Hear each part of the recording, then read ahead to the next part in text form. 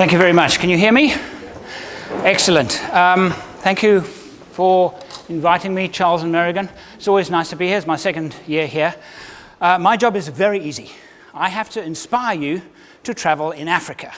I can't think of anything that I like doing more, and I can't think of anything that is easier to do.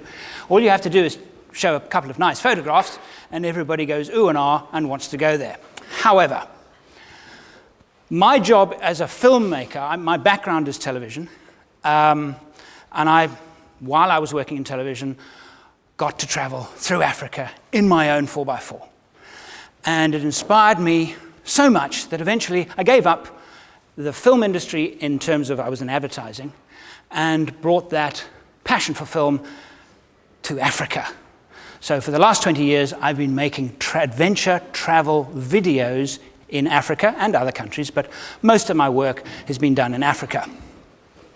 The presentation today is all about showing you what can be done by the ordinary person. I like to think that everything I do can be done by the ordinary folk with a vehicle and a tent, go out there and have this amazing experience. So every photograph, every video clip you see here is exactly that. Anybody can have these experiences. They just need to get up and do it. So, and in terms of Southern Africa, sorry, I'm going to have to step down here a few times to keep the show rolling. In terms of overlanding in Southern Africa, I've done a lot of these programs around the world. Many of them are broadcast around the world, but I cannot think of an area that is as diverse as Southern Africa. You have everything on your doorstep. You know, traveling in Australia, you can drive for 3 days and the landscape will not change very much. In Southern Africa, in some places, you can drive for an hour and a half and it changes utterly. 3 days and you can have 3 totally different environments. So what I'm going to do now is I'm going to go through all of the videos that I'm going to show you now are extracts from television shows that I have produced, and I hope will give you a taste of the essence of driving your own vehicle in Africa. The big difference between driving your own vehicle and doing a traditional lodge organized safari, which are wonderful in themselves. I've stayed at many luxury lodges, and I even ran one for a while, wrote a book about it. But there's something very special about keeping control. The experience is not given to you, you have to take it. The rewards are unmatched. And I'm going to start by a short introduction to what this is all about.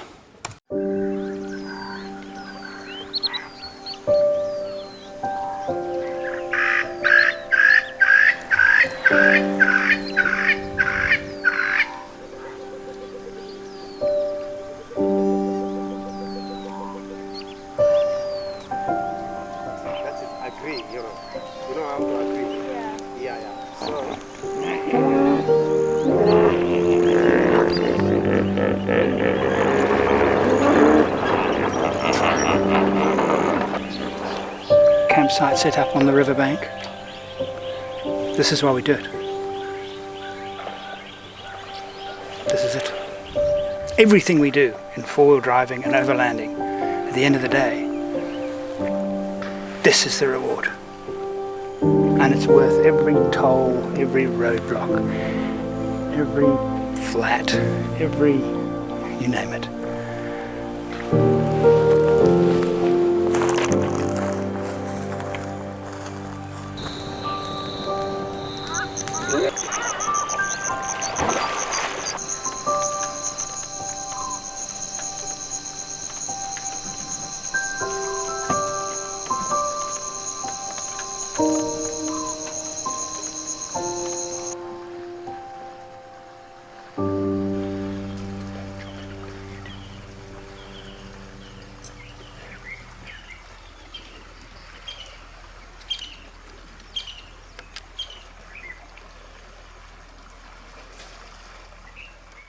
Now that film was made in an area in Zambia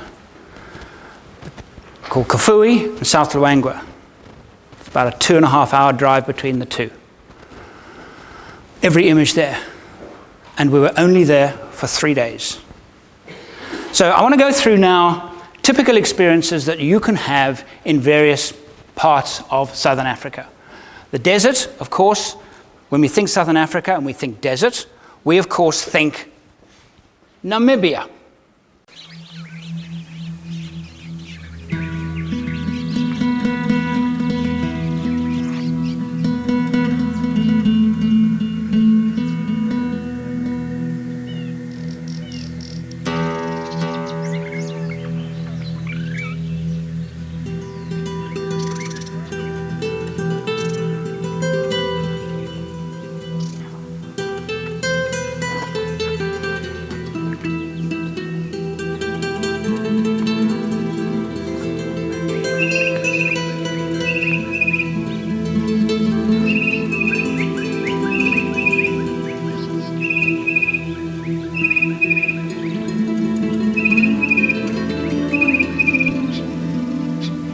Welcome to this edition of 4-Wheel Drive. You find me in Namibia, certainly one of my favorite countries. Why? Because, well, look at it. I mean, surely this is the most photogenic country probably in the entire world.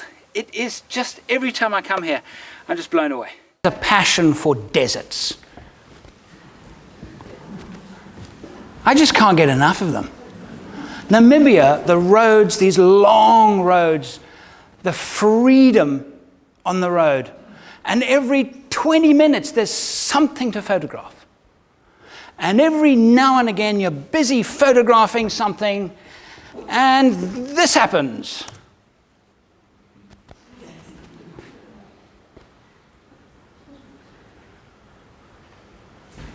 It's a tok-toki beetle found all over the Namib. And I'd been lying in the sand with a plastic bag covering my camera because of the wind. Now, my cameras are not special. They're nice cameras. I don't use great big professional equipment and everything to get these images. These are pretty ordinary Canon and Sony cameras. So anybody can do this. This is a Tosha National Park. I also have a passion for salt pans. There's nothing like sitting on a salt pan and looking into the distance and actually seeing the curve of the earth with your own eyes. There are two places in Southern Africa where you can do this. One is a Tosha, and the other is the Makadikadi pans.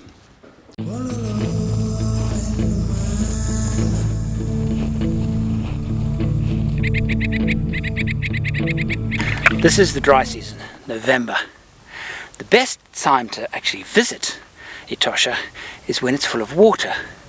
Now the water doesn't arrive here every year. It comes from the Kanini, the river that divides Namibia with Angola, and when the Kanini is in flood, after a good flood, this area fills up with water. And in fact, where I'm standing now would be about a meter underwater. The amazing thing about it is that, wish I could film it, but wrong time of year. This place comes alive with fish. Now, many of the fish come through the flood, but many of the fish don't. They are actually alive underneath this crusty surface right now, because after the flood arrives, after a very short time, all the birds arrive and they feed on fish. That's an amazing thing.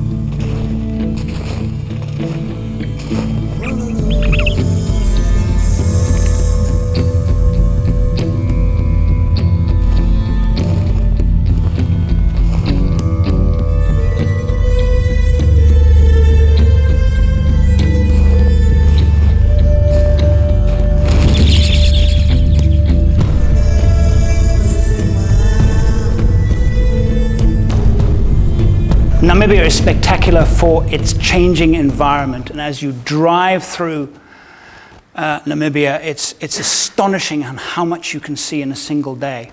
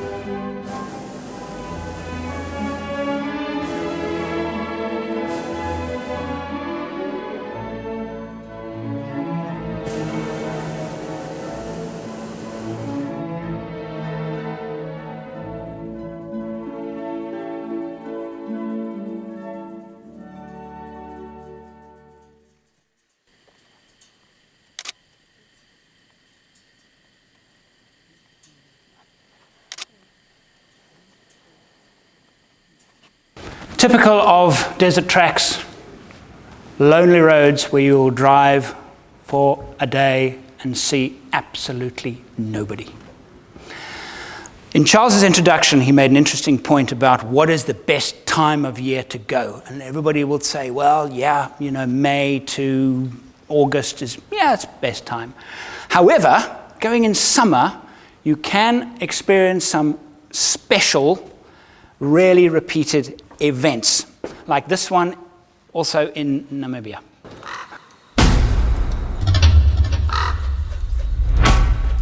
What I was trying to find was a place on the northern rim of the canyon to actually get a different view of the canyon. And wow, I mean, so far this looks so promising.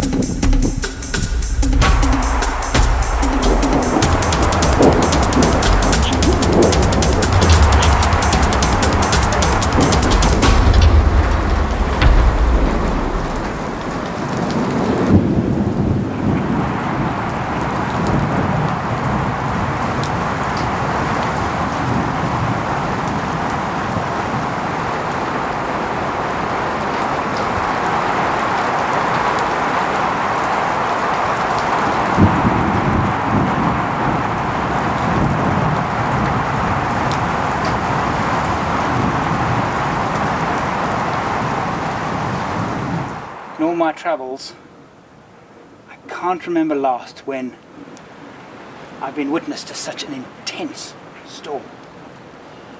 And it is now much, much easier for me to understand the forces of nature at work that carved that canyon. Extraordinary. Wow, what a day. Now, the thing was shot in 2013. It's the kind of place that you can only get to in your own vehicle. Makarikari is an extraordinary place. There is one lodge actually on the pans. The alternative is self-drive. And for me, it is the place that I will go back to as often as possible. I think we all, as travelers, have this one little hook that hooks us. As if we're thinking about traveling, it's almost the first thing that we go to, and then from there we think about other places to go. This is my particular travel hook. Almost 2 hours to get to this point. I actually misjudged where it was, but we have definitely found it. How's that? Oh man. Isn't that astonishing? And those are the 3 trees that I photographed. And we're going to go and camp next we can camp anywhere we want. I think we should camp next to those trees. Wow, look at that. Oh, good shot, good shot. That. Isn't that that's absolutely beautiful. Extraordinary place. That.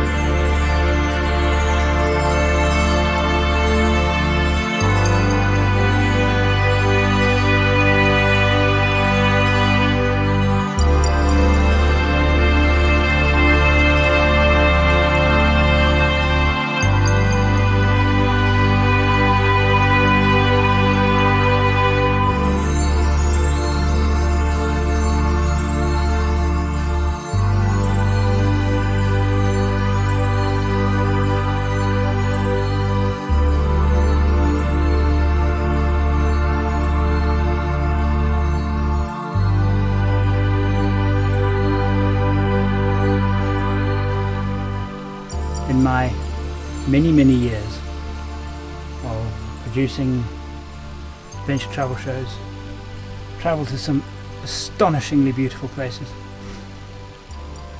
all over the subcontinent of Africa. None is as beautiful as this. Me. Travellers that go to the Mukarikari mostly go to a place called Kubu Island. South Island is south of Kubu, about 10 kilometers, but unfortunately you have to drive across open pan to find it. And I've tried to get there 6 times. I've managed to reach it twice because of the mud. But it's the adventure of Africa, and it's the place that I love to go to the most.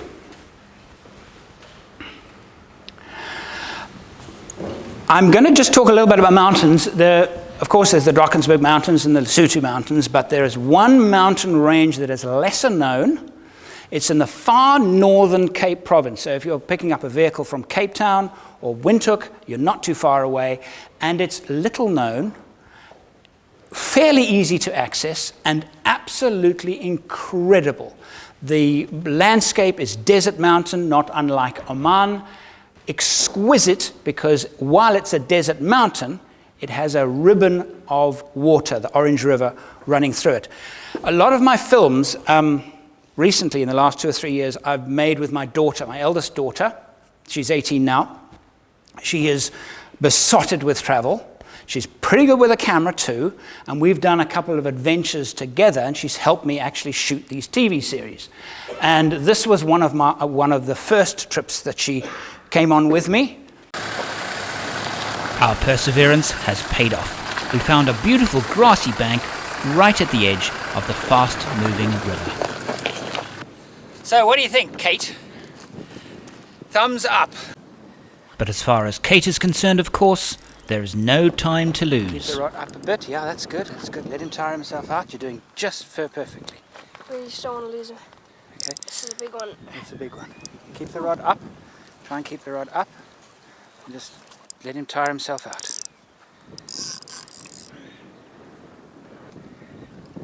What is he? Oh, it's huge! It's a very, very big barbel. Oh my word. Let him go. Let him go. Oh, he's getting tired now. It's the biggest fish I've ever caught.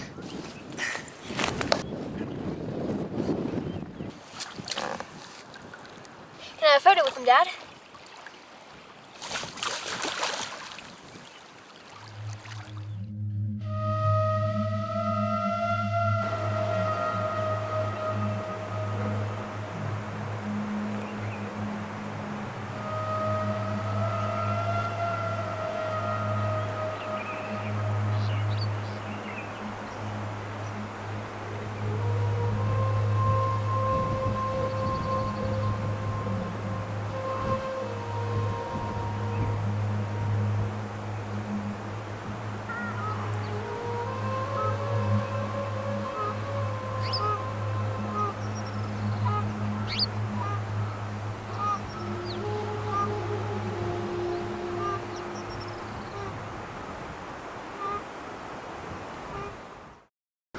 Petroglyphs on these rocks, right next to the roadside.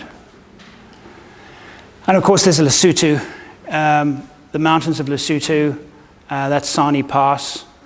Lesotho, another wonderful destination. If you love mountains, Lesotho and the Drakensberg, absolutely fantastic. You can't wild camp. I would really suggest, if you're going to Lesotho, organize lodges than camping. It's just safer. Those of us who have traveled to Africa know that when you're sitting on a riverbed and the sun is going down, the colors are like nothing else on earth. They are absolutely extraordinary. And just the colors are a feast for the mind. I've got a couple of clips of some of my favorite rivers.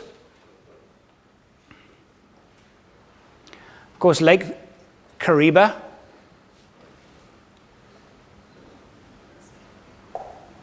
Lower Zambezi, the Zambezi River, the colors on that river are extraordinary. And of course, then there's Malawi. Now, I traveled to this last year, 2015, My first ever trip to Malawi, one of the most memorable experiences in my traveling career. Ever since I can first remember wanting to travel, I was probably about 9 or 10. My parents bought me a book. It was called Africa, and it was really a coffee table picture book, all of the wonders of Africa. And I remember one particular image, and it was the image of Lake Malawi. And I also, when I was a child, used to collect stamps, and there was a Malawi stamp that had a yellow chichlid on it. And ever since then, I've had this desire to come to Lake Malawi, never got round to it, and now finally I'm here. And it is a tropical island in the true sense of the word, surrounded by an enormous freshwater aquarium. The water is gin clear. There are fish everywhere. It is beautiful, beyond compare. Really, really, I feel so lucky to be here, to be honest, really.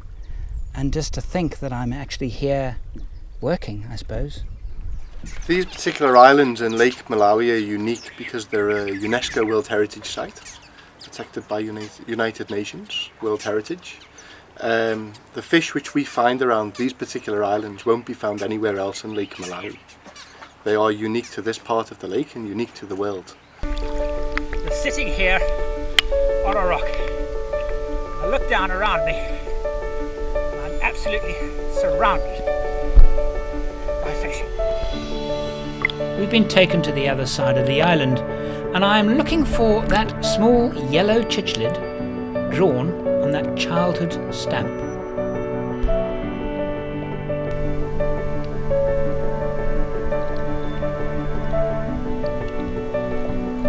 I haven't had any nibble my feet yet, but I am hopeful. There's one there, the yellow one. See, is that one? Ah, there's one. Freeze that frame. Freeze it. Go back a bit. There it is. This is a day that I will remember for a long time. Of course, the great part about Africa are the people. Now, this was shot last year, and my daughter Kate, this was, I think you'll enjoy, she was very much involved with the filming of this, and there are a couple of videos here, and she actually got wrapped up into it, and she was a little bit surprised, and I think it makes a couple of very, very nice little clips. The following morning, and we've made our way down to the lake shore and walked up towards the village.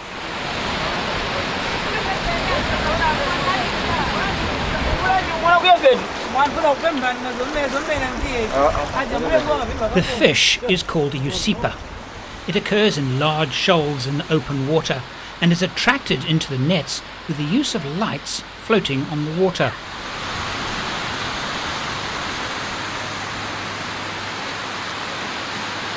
It plays a significant role in the lives of the people living along the shores of Lake Malawi.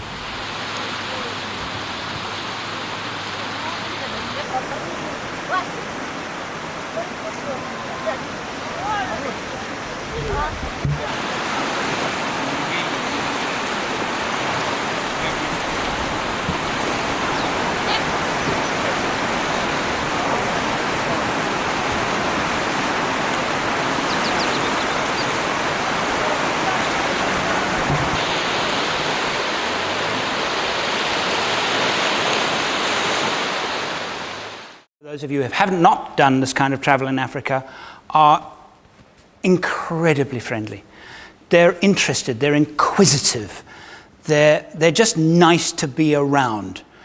And it's another one of the reasons why I just love traveling in Africa, because almost every single interaction you get with local people is fantastic. And this, I think, is a very good example of that. We're staying at Ngala Beach Lodge, and we're here to enjoy some of the local colour. A short walk from where we'll be staying is the village. Every day at this time it gets very busy here.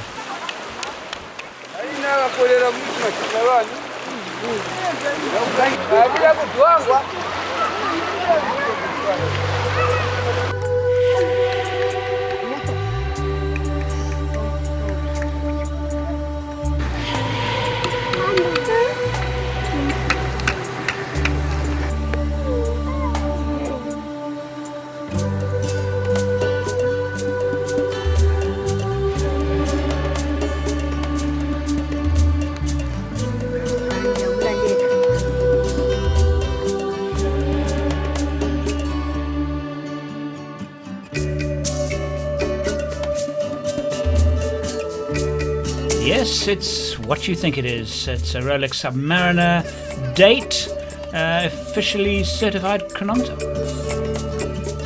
This is what I love about travel.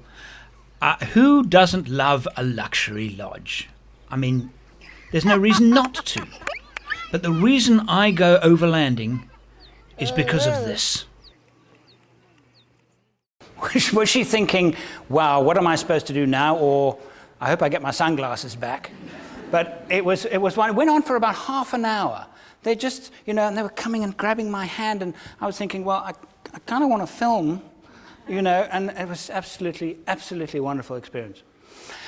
On the other side of the coin, it can get bad.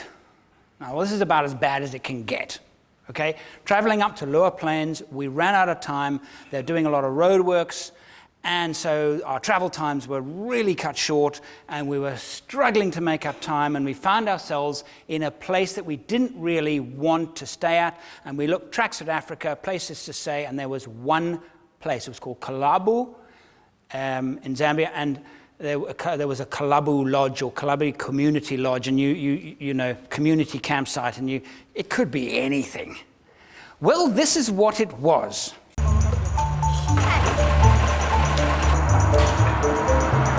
A group of South African contractors has asked Kate to take their picture. They're here installing water level measuring equipment all through Zambia. While these crossings do take a bit of time, they're a fantastic break from sitting behind the wheel. They're slow and give you enough time to take in the atmosphere. Looks like we run aground.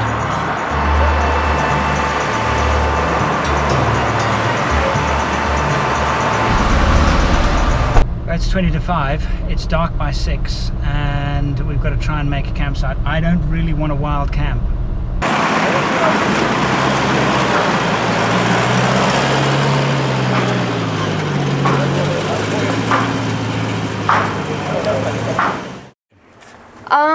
Well, we're at Kalabu, and we didn't make the park in time because it's a long day, so we couldn't find a camping site. So now we have found this lovely lodge, and it's rather interesting. So we'll just show you the room and the lovely health and safety. Oh, okay. I think they're busy putting the bed in. Putting the bed in. Yeah. Okay, so that's fine. There was only one bed in the room, so they obliged us by adding another. And we've got a TV. Yeah. What could be better? Okay. Thank you. All right. Thank you very much. Okay, that'll be good. Well, it looks clean. And to me, that's everything. If it's clean, then it's okay. And we met some of the people around here. Friendly. They say that Zambia is Africa's friendliest country. They say. Who says it? I think Zambians say it. Might be true. Very friendly. But I would actually like to settle into the room now, but we can't because the chap in there is actually not fixing the television. What he's doing is he's paying his home DSTV license on the hotel's TV, so he gets it for free, or something like that. Coming the most unique act in the US of A. I love it. The show-stopping 10th anniversary season of America's Got Talent. Weeknights at 6:30 on Mnet Channel 101 or live stream on DSTV Now. Also available on DSTV Catch-Up. It didn't take him too long to complete his task and let us settle in. If that's what you could call it. I sometimes ask myself, why do you keep doing this? Because it hasn't actually happened that often that I've had a situation where I dread going to sleep. I can count them on one hand. And it's not that I'm scared, I'm not worried for my safety or Kate's safety. I'm worried about very, very, very small things with 6 legs. Very small. That hop a lot. And with big teeth. So we actually spent the night in the tent. Because it was just, you're lying there, you're thinking, what was that? And you're just thinking about crawling things, which don't actually bother me unless they're very, very small and have big teeth. But that's kind of the worst it gets, and really you just have to smile at it and say, wow, this is Africa and this is what makes coming here so wonderful. Of course, a lot of people go to Africa for one primary objective. They want to get some great views of some amazing animals. I've got 3 or 4 clips here to finish up. Every one was done, no special privileges. I didn't get special permission to go to any special areas to photograph them. I was just in a 4-wheel drive vehicle going through the game reserves, sticking my camera out of the window most of the time. Sometimes they have hides, but you'll get the gist as I go through them.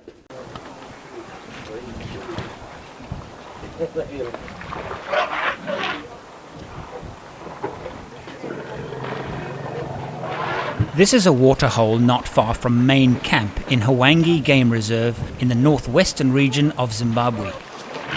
And it's time for me to get out my big lens.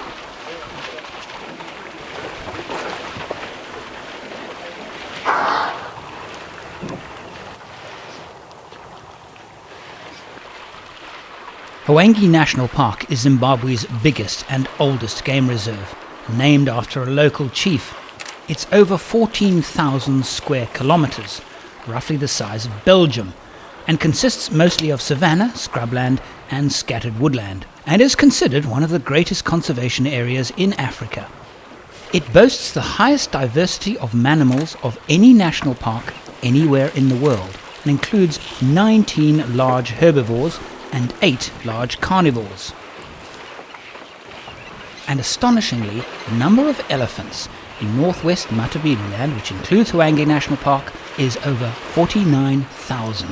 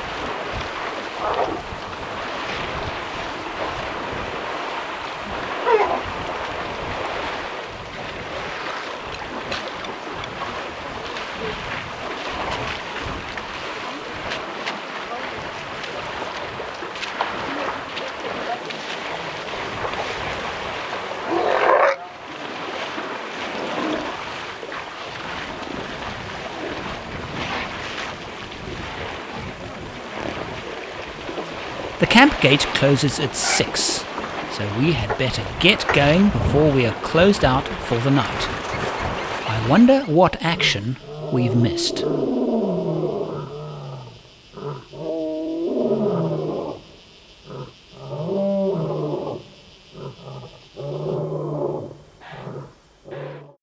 Every single day.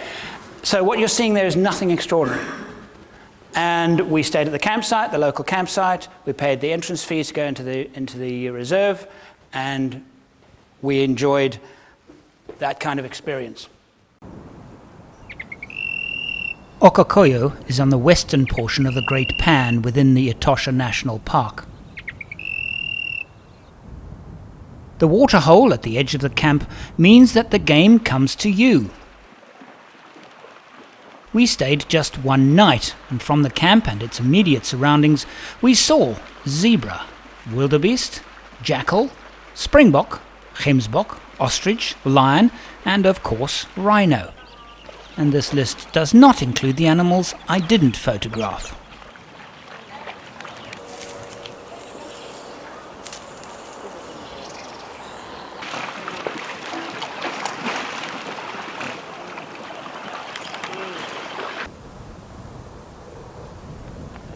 Etosha measures 22,912 square kilometers, making it one of the largest national parks in Africa, with the Etosha Pan itself covering 4,730 square kilometers, about 21% of the park area. Proclaimed in 1907, it officially became a national park in 1963. Elephant in Etosha are amongst the tallest in Africa, where adult male shoulder heights range from 3.5 to 4.2 meters, a good half meter more than elephants from the eastern part of southern Africa.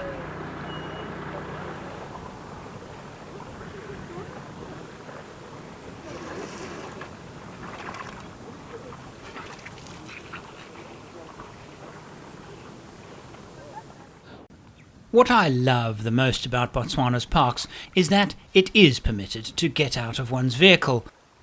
So it's not like a zoo where the animals are free and the visitors are in their cages. But while it is permitted, it would be foolish to just walk about without paying attention to what's around you. And click. This is, after all, a wildlife reserve. So what we've decided to do is to park off. Sit and wait for the animals to come to us. On the banks of the Chobe, approaching sunset, that shouldn't take long. And it didn't.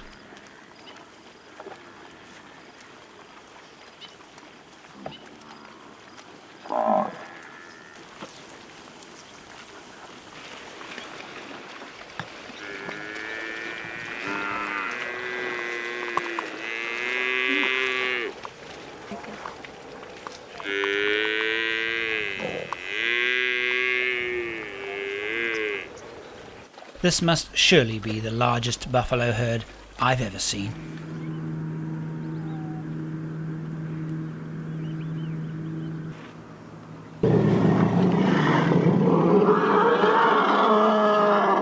Something in the water has them spooked.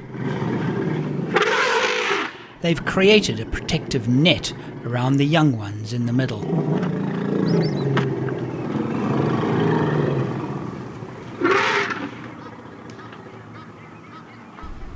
Now we've just seen the aftermath of a kill.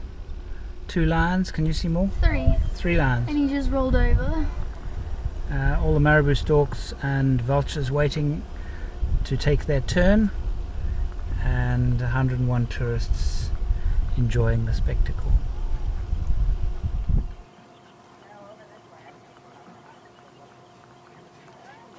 Is show you my pièce de résistance. This is the I think for me personally some of the best wildlife photography. It was in one place, one morning, South Luangwa National Park, and with a fairly ordinary camera, and I will conclude my talk with this little clip.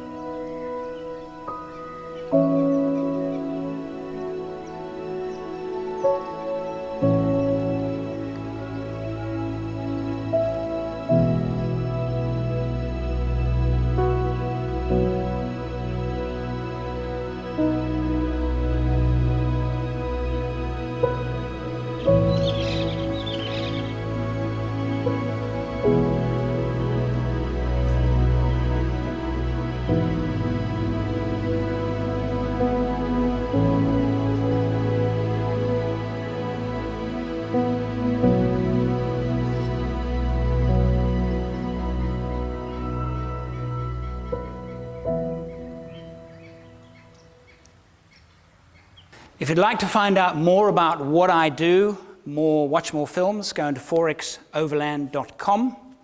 And you can make contact with me directly. A lot of my stuff is on YouTube. About 50% is on YouTube. There's a whole travel section, whole Africa travel section with all of my programs. There are about close to 200. And almost all of them have been broadcast on various networks around the world. So you can go in and download them onto your iPad. And I know Africa travel junkies tend to like them quite a lot. Going to work and back, watching lovely animal scenes and planning their next trip. Thanks very much.